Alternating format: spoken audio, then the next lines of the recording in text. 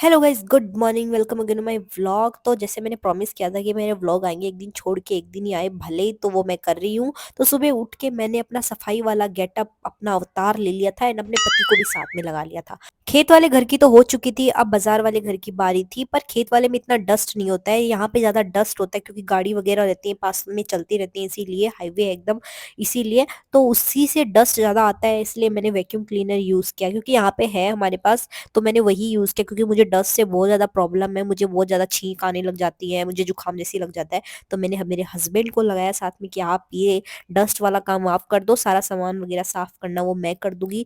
फिर हम दोनों ने मिलकर करी सफाई वैक्यूम क्लीनर करने के बाद भी। एंड मैंने फेस कवर कर रखा था, उसके बाद भी मुझे थोड़ी सी जुकाम लग गई, मतलब ऐसे नाक में कुछ हो गया था एंड Oh गले में, no! गला भी खराब हो रखा है मेरा, तो आपको मेरी वॉइस से ही पता चल रहा होगा। एंड इस व्लॉग में पिछले व्लॉग की तरह मैं साथ साथ वॉइस रिकॉर्ड नहीं कर रही हूँ, इसमें मैं वॉइस ओवर कर रही हूँ बाद में, वीडियो बनाने के बाद में, क्योंकि इसमें थोड़ी ना आसानी होती है, वीडियो आप बना लो फिर उसके बाद कर सकते हो। उसमें थोड़ी सी प्रॉब्लम हुई थी। रूम की सफाई करने के बाद ये रूम कुछ ऐसा लग रहा था। यहाँ पे रूम थोड़े छोटे छोटे हैं पर मुझे अच्छे लगते हैं। यहाँ पे कुछ और फोटो फ्रेम वगैरह मुझे ऐड करनी है, पर उसके लिए थोड़ा सा टाइम लगेगा, कील वगैरह लगवानी है इसके बाद में।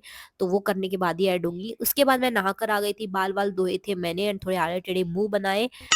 एंड इतना तैयार होने के बाद मैं पहुंच गई किचन में। फिर मैंने बनाया रायता एंड साथ में बनाए थे मैंने चावल, जिनको मैं करने वाली थी फ्राई। तो उसके लिए मैंने सब्जियां निकाली थी बाहर, क्योंकि मेरे हस्बैंड को फ्राई चावल करना, मतलब खाना बहुत ज्यादा पसंद है, मुझे बनाना। उसके बाद हमारी काम वाली दीदी आ गई थी जिन्होंने झाड़ू पोछा कर दिया था। तो मुझे सफाई करने में इतनी ज्यादा प्रॉब्लम नहीं होती क्योंकि मैं सिर्फ सफाई करके छोड़ देती हूँ, फिर वो अपने आप झाड़ू पोछा कर देती है। उसके बाद मैंने करी पूजा, अपने लड्डू को तैयार किया एंड उनको नहला धुला के, दो लड्डू है तो उनको बैठाया। उसके बाद ये दीदी पोछा मार रही थी, मैं इंतजार कर दी, पोछा मार दी उसके बाद पूजा करती हूँ। तो ये पोछा मार रही थी एंड गाइस ये दीदी प्रेग्नेंट भी है। देखो, प्रेग्नेंट होने के बाद भी इतना काम करती है, ये बहुत बड़ी बात होती है। उसके बाद मैंने पूजा की अपनी, क्योंकि आज मेरा फास्ट भी था।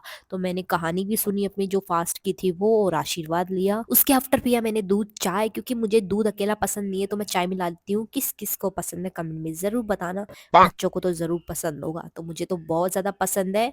उसके आफ्टर दीदी आ गई है, उन्होंने बोला चलो बाजार चलते हैं, करवा चौथ की कुछ शॉपिंग करनी थी। तो हम निकल गए थे सुजानगढ़ के बाजार में एंड इस टेम्पो में बैठ के, मुझे थोड़ी सी जुकाम लगी थी, तो देख सकते हो मेरी हालत। उसके बाद हम पहुंचे, इतने सारे कपड़े, भाई सीजन आ रहा है शादियों का, तो इतने सारे कपड़े बिखरे पड़े थे, तो यहाँ पे हमें कुछ पसंद नहीं आया।